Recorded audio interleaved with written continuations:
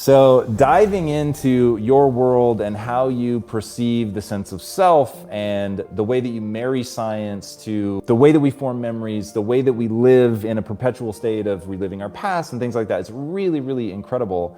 And I want to dive into the whole notion of you sort of being a habitual construct. Like what is that? What is the habit of you? Well, a habit is a redundant set of automatic, unconscious thoughts, behaviors, and emotions that's acquired through repetition. A habit is when you've done something so many times that your body now knows how to do it better than your mind. So if you think about it, people wake up in the morning, they begin to think about their problems. Those problems are circuits of memories in the brain. Each one of those memories are connected to people and things at certain times and places. And if the brain is a record of the past, the moment they start their day, they're already thinking in the past. Each one of those memories has an emotion. Emotions are the end product of past experiences. So the moment they recall those memories of their problems, they all of a sudden feel unhappy, they feel sad, they feel pain. Now, how you think and how you feel creates your state of being. So the person's entire state of being when they start their day is in the past.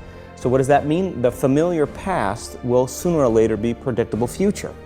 So if you believe that your thoughts have something to do with your destiny, and you can't think greater than how you feel, or feelings have become the means of thinking, by very definition of emotions, you're thinking in the past. And for the most part, you're going to keep creating the same life. So then people grab their cell phone, they check their WhatsApp, they check their text, they check their emails, they check Facebook, they take a picture of their feet, they post it on Facebook, they tweet something, they do Instagram, they check the news, and now they feel really connected to everything that's known in their life.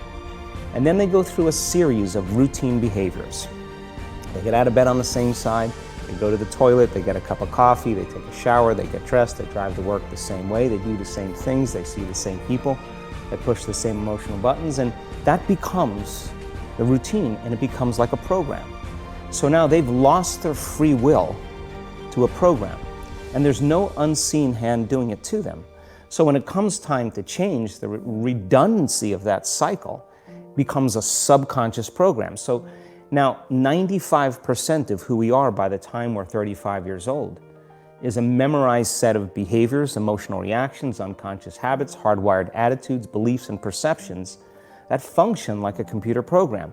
So then a person can say with their 5% of their conscious mind, I want to be healthy, I want to be happy, I want to be free. But the body's on a whole different program. So then how do you begin to make those changes? Well, you have to get beyond the analytical mind, because what separates the conscious mind from the subconscious mind is the analytical mind. And that's where meditation comes in, because you can teach people through practice how to change their brainwaves, slow them down. And when they do that properly, they do enter the operating system where they can begin to make some really important changes. So most people then wait for crisis or trauma or disease or diagnosis. They wait for loss, some tragedy to make up their mind to change. And my message is, why wait? And you can learn and change in a state of pain and suffering, or you can learn and change in a state of joy and inspiration. And I think right now, the cool thing is that people are waking up. That's really interesting, and where I found the deepest hooks into how powerful this can be for somebody is when you talk about trauma, and you've talked about how people experience a traumatic event, but they then basically rehearse it, and how that then has this knock-on effect. So what is that? Why do people find it so hard to get past trauma? Well, the stronger the emotional reaction you have to some experience in your life, the higher the emotional quotient, the more you pay attention to the cause. The moment the brain puts all of its attention on the cause, it takes a snapshot, and that's called a memory. So long-term memories are created from very highly emotional experiences. So what happens then is that people think neurologically within the circuitry of that experience, and they feel chemically within the boundaries of those emotions. And so when you have an emotional reaction to someone or something, most people think that they can't control their emotional reaction. Well, it turns out if you allow that emotional reaction, it's called a refractory period, to last for hours or days, that's called a mood. I say to someone, hey, what's up? You say, I'm in a mood. Well, why are you in a mood? well, I had this thing happen to me 5 days ago and I'm having one long emotional reaction. If you keep that same emotional reaction going on for weeks or months, that's called temperament. Why is he so bitter? I don't know, let's ask him. Why is he so bitter? Why are you bitter? Well, I had this thing happen to me 9 months ago. And if you keep that same emotional reaction going on for years on end, that's called a personality trait. And so learning how to shorten your refractory period of emotional reactions is really where the work starts. So then people, when they have an event, what they do is they keep recalling the event because the emotions of stress hormones, the survival emotions, are saying pay attention to what happened because you want to be prepared if it happens again. Turns out most people spend 70% of their life living in survival and living in stress. So they're always anticipating the worst case scenario based on a past experience. And they're literally, out of the infinite potentials in the quantum field, they're selecting the worst possible outcome and they're beginning to emotionally embrace it with fear. And they're conditioning their body into a state of fear. Do that enough times, the body has a panic attack without you. You can't even predict it because it's programmed subconsciously. So then you say to the person, why are you this way? And they'll say, I am this way because of this event that happened to me 15 or 20 years ago. And what that means from a biological standpoint is that they haven't been able to change since that event. So then the emotions from the experience tend to give the body and the brain a rush of energy. So people become addicted to the rush of those emotions, and they use the problems and conditions in their life to reaffirm their limitation, so at least they can feel something. So now when it comes time to change, you say to the person, why are you this way? Well, every time they recall the event, they're producing the same chemistry in their brain and body as if the event is occurring, firing and wiring the same circuits and sending the same emotional signature to the body. Well, what's the relevance behind that? Well, your body is the unconscious mind. It doesn't know the difference between the experience that's creating the emotion and the emotion that you're creating by thought alone. So the body's believing it's living in the same past experience 24 hours a day, 7 days a week, 365 days a year.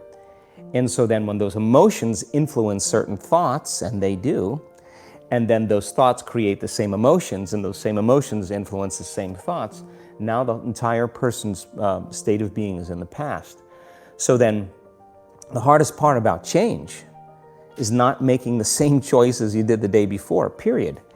And the moment you decide to make a different choice, get ready because it's going to feel uncomfortable.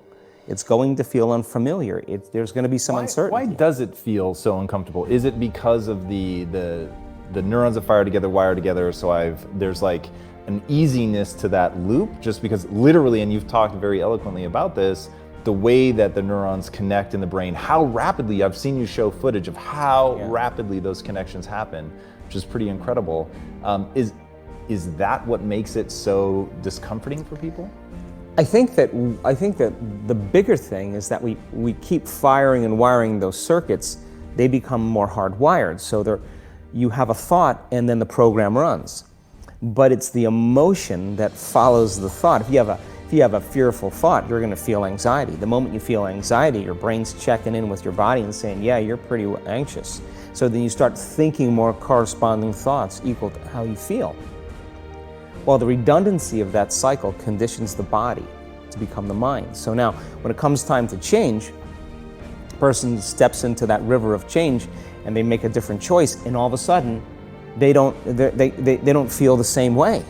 So the body says, well, you've been doing this for 35 years. You're going to just stop suffering and stop feeling guilty and stop feeling shameful, and you're not going to complain or blame or make excuses or feel sorry for yourself. Well, the body's in the unknown. So the body says, I want to return back to familiar territory. So the body starts influencing the mind, and it says, start tomorrow. You're too much like your mother. You'll never change. This isn't going to work for you. This doesn't feel right. And so if you respond to that thought as if it's true, that same thought will lead to the same choice, which will lead to the same behavior, which will create the same experience, which will produce the same emotion. I want to talk about that notion of, give me a little more detail on what you mean by the body becomes the mind or the unconscious mind. What do you mean by that exactly? Well, those are two different things. your body is your unconscious mind. In a sense, if you're sitting down and you start thinking about some future worst case scenario that you're conjuring up in your mind, and you begin to feel the emotion of that event, your body doesn't know the difference between the event that's taking place in your world, outer world, and what you're creating by emotion or thought alone.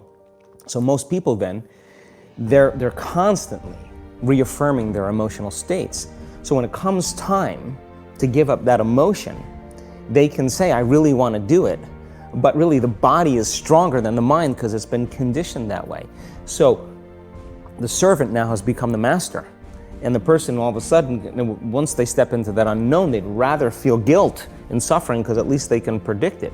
Being in the unknown is a scary place for most people because the unknown is uncertain. And people say to me, well, I can't predict my future. I'm in the unknown, and I always say the best way to predict your future is to create it. Not from the known, but from the unknown. What thoughts do you want to fire and wire in your brain? What behaviors do you want to demonstrate in one day? The act of rehearsing them mentally, closing your eyes, and rehearsing the action. Rehearsing the reaction of what you want, or the action? The action of what you want. By closing your eyes and mentally rehearsing some action. If you're truly present, the brain does not know the difference between what you're imaging and what you're experiencing in 3D world.